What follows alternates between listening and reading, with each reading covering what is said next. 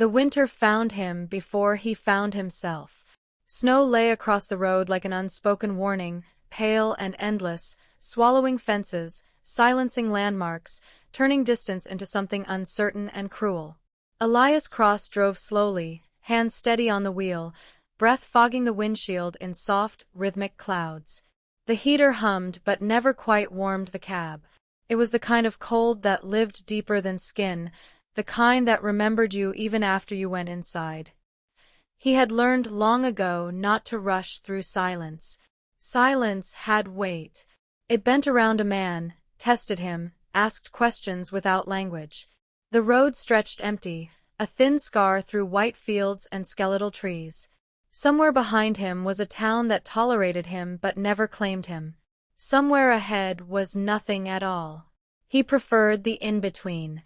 That was when he saw the shape. At first it looked like a shadow the snow had forgotten to erase. A darker smudge near the ditch. Elias eased off the gas. The tires whispered instead of crunching, the sound unnaturally soft. He pulled over, heart tightening for reasons he didn't yet understand. He told himself it was probably debris. A broken crate. A fallen sign. The world was always leaving things behind. When he stepped out, the cold bit fast, sharp as teeth. The wind carried a thin, trembling sound. Not quite a cry. Not quite a whimper. Something smaller. Something tired. The box was half buried, cardboard soaked and sagging, its edges stiff with ice. A blanket inside, once blue, now gray with frost, shifted as Elias knelt. His knees sank into the snow. His breath caught. A dog lay curled around the bundle, ribs faintly visible beneath matted fur, paws cracked and bleeding. The animal lifted its head, eyes wide and dulled by hunger, and growled. It wasn't a warning born of strength. It was fear clinging to its last job. Elias didn't move. He let the moment breathe. He remembered other standoffs, other pairs of eyes in other winters, but he pushed those memories down. This wasn't that. This was now. "I'm not here to take," he said softly, unsure why his voice came out like a promise. "I just want to help." The dog's body trembled. Snow gathered on its back, unmelted. Elias noticed then the smaller shape beneath the blanket. Too still. Too quiet. He reached slowly, peeling back the frozen cloth. A baby lay there, skin pale, lips faintly blue, breath shallow enough to be mistaken for absence. A folded paper rested on the child's chest, edges stiff with cold. No one's child. The words felt heavier than the snow. Elias's throat tightened. He didn't remember deciding to pick the baby up. He only knew that suddenly the child was against his chest, fragile and impossibly light, warmth bleeding through layers of jacket and wool. The dog barked weakly, then tried to stand, collapsing instead. Elias pressed his forehead to the baby's hat, breath shaking. "You're safe now," he whispered, the words leaving him like something he had been carrying for years, waiting for the right ears to hear them. He wrapped the dog in his coat, bundled the child closer, and walked back to the truck with care that bordered on reverence. The engine roared to life, loud and startling after the hush. Elias turned the heat all the way up and drove, one hand on the wheel, the other resting protectively against a life that had nearly slipped away. The clinic lights were too bright, the air sharp with antiseptic and judgment.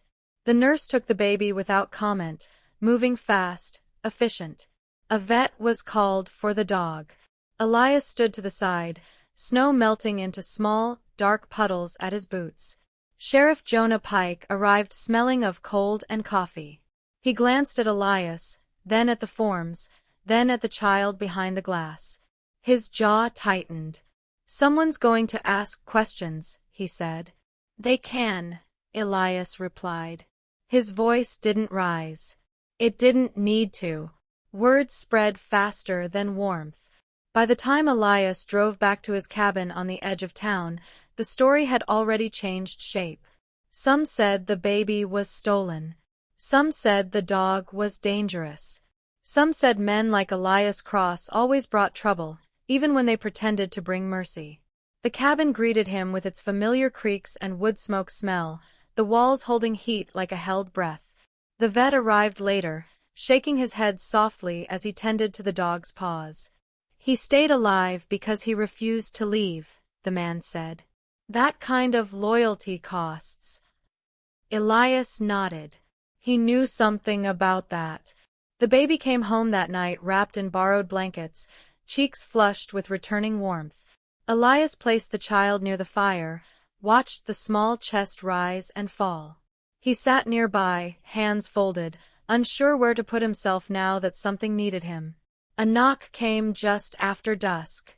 He opened the door to find Mara Bell standing there, a basket in her arms, snow clinging to her coat. She didn't ask permission to step inside. She didn't ask questions either. "I heard," she said simply. She set the basket down, unpacking soup, clean cloths, a small tin of ointment. She knelt by the dog, who watched her with wary eyes, and began to clean his wounds with steady hands. "You don't have to stay," Elias said. She didn't look up. "I know." The fire cracked. Outside, the wind worried at the walls. Inside, the room filled with quiet work. Mara moved carefully, speaking only when necessary. Elias noticed the way she paused before touching the child, as if honoring something unseen. When she finally looked at him, her gaze held no accusation, no awe. Just understanding, soft and unassuming. "They'll talk," she said. "They already are." She nodded. "They always do." Later, after the soup had been eaten and the dog lay sleeping, his breath deeper, Elias fed the fire with a folded note. The paper blackened, curled, disappeared into ash. He watched until there was nothing left to read. Night settled fully then, pressing close. Elias sat by the window, the baby sleeping nearby, the dog's tail twitching in dreams. The town lay quiet in the distance, its lights small and far away. He didn't know what would come next. He only knew that the cold had tried to claim something that night, and failed. That knowledge warmed him more than the fire ever could. Outside, snow continued to fall, patient and relentless. Inside, for the first time in a long while, Elias Cross stayed awake not to guard himself from the past, but to keep watch over a future that had found him anyway. Morning arrived without ceremony, a thin gray light filtering through frost-laced windows. The cabin felt different now, altered by small sounds Elias had forgotten how to listen for, the soft breath of a sleeping child, the faint scrape of a dog shifting on sore paws, the kettle murmuring as if it, too, understood the need to stay gentle. The town did not soften with the dawn. By midday, silence had sharpened into distance. No one came by with offers of help. No one asked how the baby fared.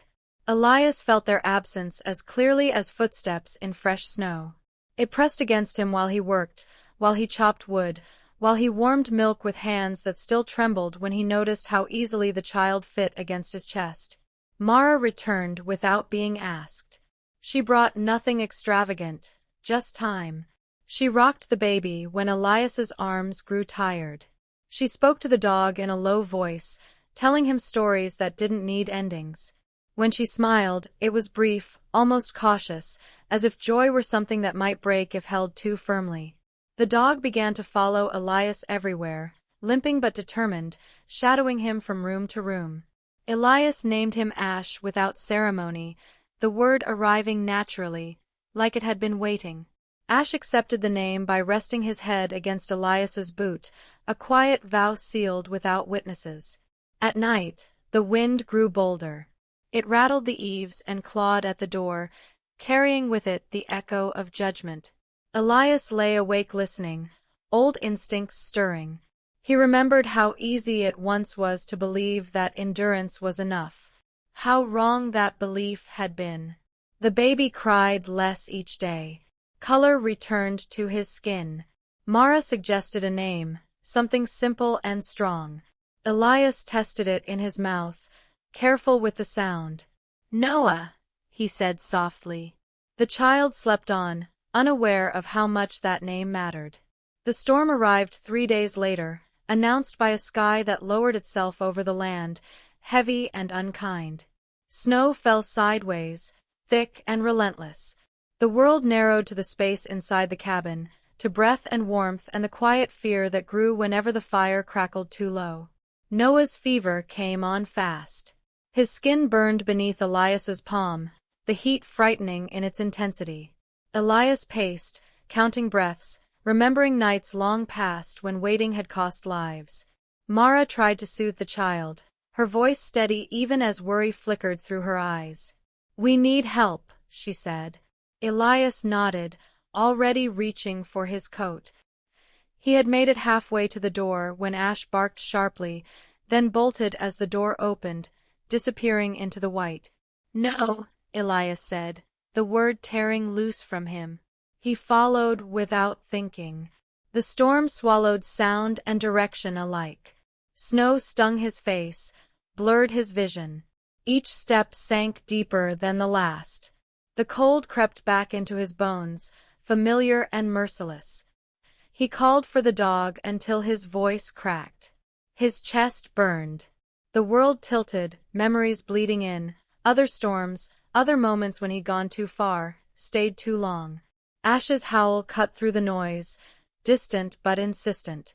Elias pushed toward it, legs heavy, lungs aching. When he stumbled, it felt final. He fell to his knees, snow piling on his shoulders, exhaustion threatening to drag him under. Then the sound grew closer.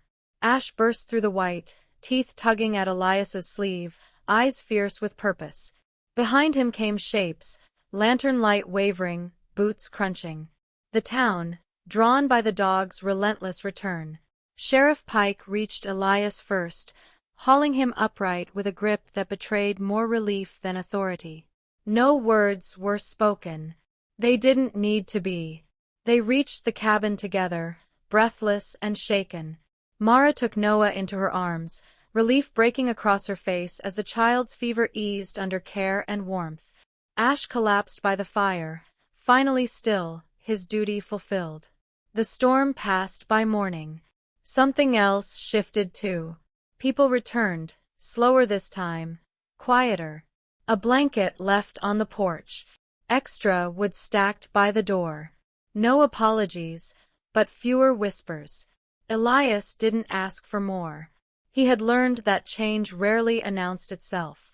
Weeks later, sunlight softened the snow into something almost forgiving. Elias stood outside with Noah bundled against his chest, Ash sitting close, Mara beside him. The town felt nearer now, not welcoming, but less distant. Elias looked down at the child, at the dog, at the woman who had chosen to stay without promises. He felt the weight of all that could still go wrong, and the steadiness of what had already gone right. Some stories begin with rescue. Others end there. This one lingered, breathing, unfinished. If you've stayed this far, perhaps you know why. Some lives are saved loudly. Others are held together by small, stubborn acts of grace. If this whispered tale found a place in you, stay with us. Subscribe and keep listening. There are more stories like this one, waiting to be heard.